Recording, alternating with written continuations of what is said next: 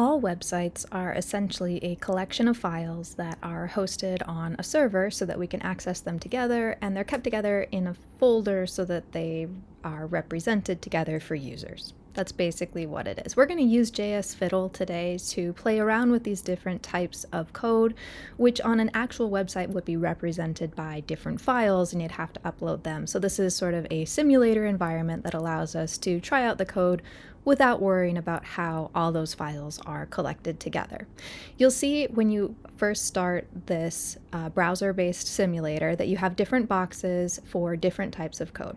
We start at the top with HTML, we also have JavaScript and CSS, and the result, once we start typing some things, is going to show up over here on the right. You can also change the layout of where those boxes are, or change the proportions by dragging between them. You can also switch your theme to a dark mode if you want to make it look cool as you are coding, but I'm going to go back to the standard light one. So we're going to start with our HTML, which stands for Hypertext Markup Language, and this is the basic building block of every web page that allows us to add content. So we're going to go ahead and start by adding some content here that mimics a site that is about adopting pets. This is from the Whitman County Humane Society, and they have this website, which is actually hosted on Squarespace, and they have these little cards for different animals. This is done through a content management system. It's not something where anybody's like going in and coding this by hand, but we're just going to use that as an example. So we are going to, you get to make this up if you want to. We're going to add a pet name. So I'm just going to go ahead and call my pet Snickerdoodle. And we're going to add some additional information as well, similar to what they have here. We'll say what type of pet this is. I'm going to choose a cat because it's very easy for us to get cat photos from the internet. So you might also do that, but you can also customize this if you want to. I'm going to say that Snickerdoodle is a female cat, and I think they just said young. I'll say 1 to 2 years. And we will add a separator in there later as well. Then we also have, down here they have some examples with cats where they say domestic shorthair is the default for their breed. Again, you can change this if you want to. Okay, when I'm also going to add sort of an information, like a link for more information, and we'll put that at the end. And now every time you have something you want to display here in JSFiddle, you click this Run button up here, and that will represent your new changes. So far my web page is not very impressive. It's just that collection of text, and it's all jammed together on one line because the way that a browser reads code, you have to tell it if you want to have different types of styles or line breaks. And that's where sort of the magic of HTML comes in. We can use tags to differentiate things. Tags always have these two sort of carets on them, and we're going to start with H1. So there's a hierarchy built into HTML. It goes from H1 to H6, and then the standard for like regular text is the P tag, which stands for paragraph. So I'm going to go ahead and give us some hierarchy here with H1. Whoops, I messed up, so I'll actually show you that error here in a moment. You always need to have these tags match. So this one I accidentally put an H1 and an H2. That would confuse the browser and it wouldn't know what to do. So these are kind of like bookends. You have one tag that begins, one tag that ends that has the slash, and that's saying, okay, end that style here. We'll go ahead and do an H3 just to keep up our system of hierarchy. And then for the more info, we'll just do a P tag for now. We might change this to an A tag to make it an actual link later. But now if I run this again, we see that that hierarchy has showed up, and it's all so separated onto different lines. It's not like terribly attractive, but that gives us a basis. And in fact, if you look at most websites minus their styling, which is through the CSS, which we'll get to soon, pretty much every website looks like this. This is the default browser text and style, and sometimes you might see that even by accident if you know the internet's not working properly or something. Okay, we're going to add an image. We're going to do this at the beginning or at the top here, so I can add just a space above my H1. Sometimes it's a little finicky about this. So you can move these around. You can see that the numbers are or the lines are numbered over here, which is helpful if you're trying to debug things later in code. And we're going to add an image tag. So an image tag is a little bit unusual because it's a self-closing tag. So instead of that pair of tags that we had here, you know, H3 and H3, an image is self-closing and it just has a slash like this. But we have to say what image we want to show. If we run this right now, it'll give me like a broken link image or nothing because it can tell I'm trying to make an image, but it doesn't know which one. So now I have to give it a source, which is src, and this is going to go with an equal sign and 2 quotation marks, and we need to put something in there to tell it where to find an image. We're going to use a site called PlaceCats. This is a successor to the long-running site called PlaceKitten. This has been used by web developers for basically the whole history of the internet, to use placeholder images while you're in the middle of developing something. So this is not something you would publish, but a lot of times you just need an image of a particular type as you're kind of mocking up a website or trying out some code, and that's what this does. So it also fits with our theme. So we can say we want I'm going to pick like a square image here. So I'm going to say 400 by 400. You can do similar or a little bit different, and then we can generate and preview. It's pretty cute. We could also do a different one if we wanted to. I'm fine with that, so I'm going to copy that text and put that back into my JSFiddle between those quotation marks. And what that is doing is, without us having to upload that image, it already exists somewhere on the internet. That's why it's important to use the HTTPS beginning of that file. And now when I run it, that image from that other website will show up here on mine. We are now going to move on to styling this a little bit by adding some CSS attributes. The last thing we'll do in our HTML is make our last part into a link, and we'll do that in just a moment. But let's quick go to the CSS and start showing how we can add some styling to this page. So the first thing I'm going to do is target a particular part of this page like a tag. We're going to target the H1 tag. And this one uses these curly braces to say basically what attributes you want to apply to that portion of the code. So I'm going to say that I want my H1 element, which is that biggest text, to be red. This will not be very attractive, but let's make sure it's working, and there it is. So one thing we're going to target here is the body. This is a tag that's not actually listed in our code because of the way that the simulator is set up, but the body of a web page basically means everything that's visible. So I'm going to say background color, and we're going to say navy. And you can see that as I'm typing these colors, it does show up here as sort of a prompt, and I'll show you where you can find additional ones as well. If I run that, it will change, but now I need to change that other text is not very visible.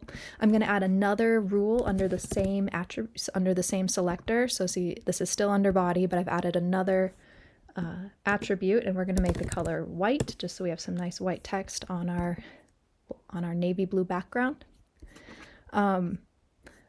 I'm not sure that I'm sold on that red text, so whenever you're looking for new colors, you can try typing stuff in. There's actually multiple ways to define colors in CSS for the web, including things that have transparency and gradients and a lot of sort of fancy stuff.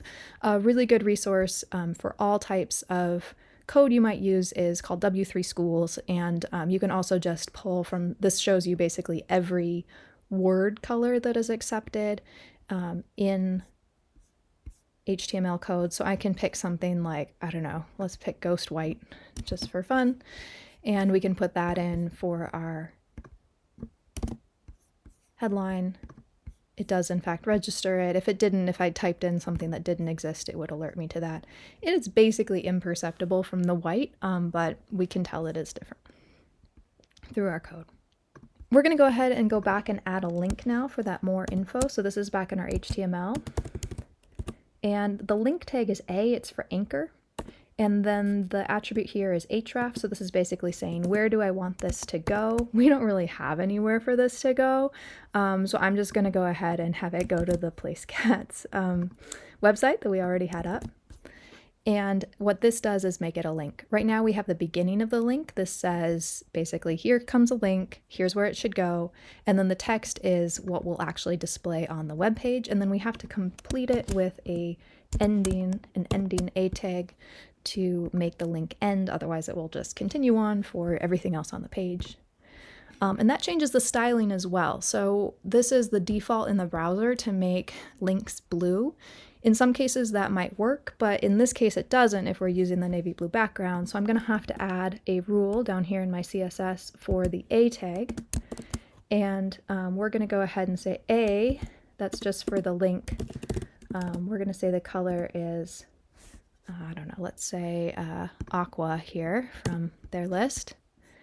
And when we run, that will now change. You can also define other attributes for links, such as if they change when you hover on them or after you've clicked them. Sometimes you've noticed that on websites you use, and it can be a helpful reference for your users to say, oh yeah, I've already been to that website. That can be a helpful visual indicator as long as those colors don't distract from the rest of your text.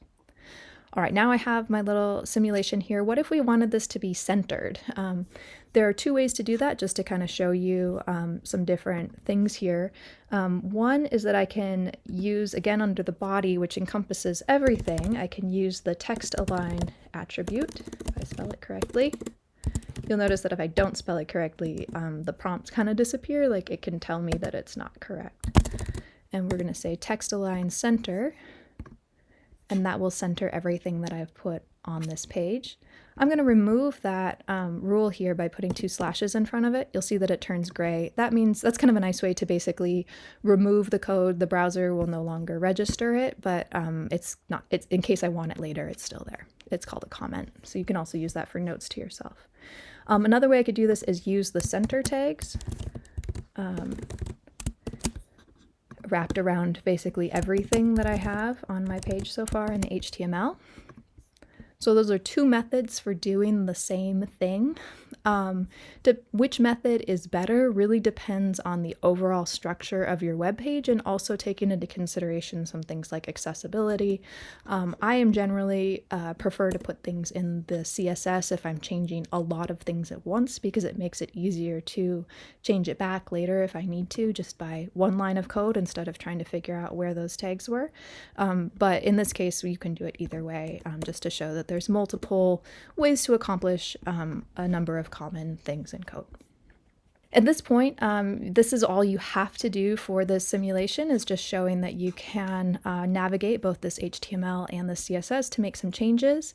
Please do feel free to pick, some custom colors, see what looks good to you, or try that out. Another thing you can do is changing the font family. So this is another one where it will give you some prompts. Changing the fonts is actually a little bit tricky in code because you have to know either what fonts your users have, so using web-safe fonts, which is what's being shown in this menu here, or you have to bring the fonts in as an asset, kind of like we brought in the image. So you can do that through Google Fonts. That's a more advanced thing that we'll probably look at later. I'm going to go ahead and just choose one of these font families that is an established web-safe font. It'll change it to a sans serif font, just to add a little bit more customization there. Now, we talked about wanting to add some symbols in between, maybe, on our attributes up here. There are a lot of symbols you can use in code, and one of them is the bullet. This is true for like emojis as well. The best way to get these is just to Google this, but you can also type them in, and you'll notice that this looks kind of messy in the code, but it looks fine rendered. Occasionally this does cause issues when text is, say, transferred from a web page to a social media blurb or something like that, so that's something to be aware of if you are using special characters like this. All special characters in this format start with an ampersand, an and sign, and end with a semicolon. Ending with a semicolon is very common in code. You'll see that in the CSS too, where every line has to end with a semicolon before you go on to the next one. At this point, you can be done and take a screenshot of your work to show that you completed it, or you can continue to customize some of those attributes. I'm also going to show you what the JavaScript does. We've basically ignored that box up till now. JavaScript is a little bit more advanced, and there are a lot of code libraries for using JavaScript, so most people are not writing this by hand. But I want to show you just like one quick example of how this works. JavaScript is really important for forms, buttons, anything where you might want to have a little bit more interactivity on a website is going to involve JavaScript. So I'm going to borrow this example here, which is from, again, W3 Schools. It gives me sort of the code I need for some JavaScript for changing the color of a web page, and I'm going to instead change the size of my image, which really serves no purpose other than showing that it can be done. So what it's doing here is saying, in my HTML, I want to get an element by ID. None of our elements have IDs right now, but I can add one. So this is something similar to classes if you've done that before. You can just add this in the code. It's just another basically attribute of that image tag.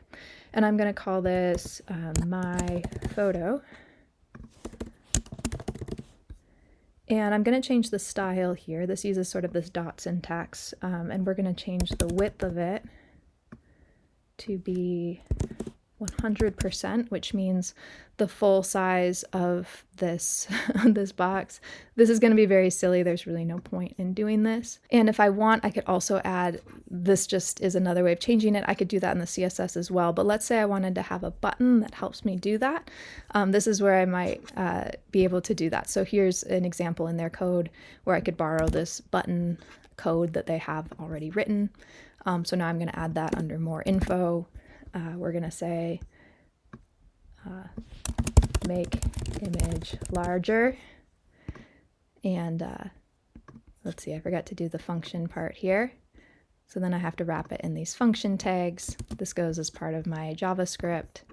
So let's see, I don't want to erase what I had before, but I'll just copy paste here a little bit. And again, you can try this if you want to. You don't have to. It's just kind of an advanced thing to show you that the JavaScript works with the other elements the same way that the CSS and HTML do. They all kind of work together. So by doing this, I'm kind of bridging the two of them. I'm grabbing something from my HTML and also changing one of the CSS attributes that would otherwise be done that way. So here we are starting. Now I have this make image larger button. And if I click it, it does make the image larger.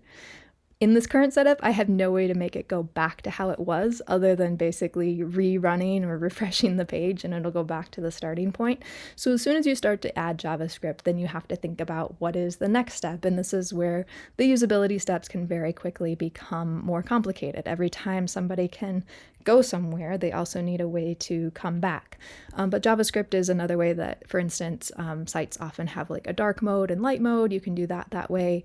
A lot of times JavaScript is used for photo galleries along with things where you're submitting information like forms and shopping carts, other features that we see on a lot of websites.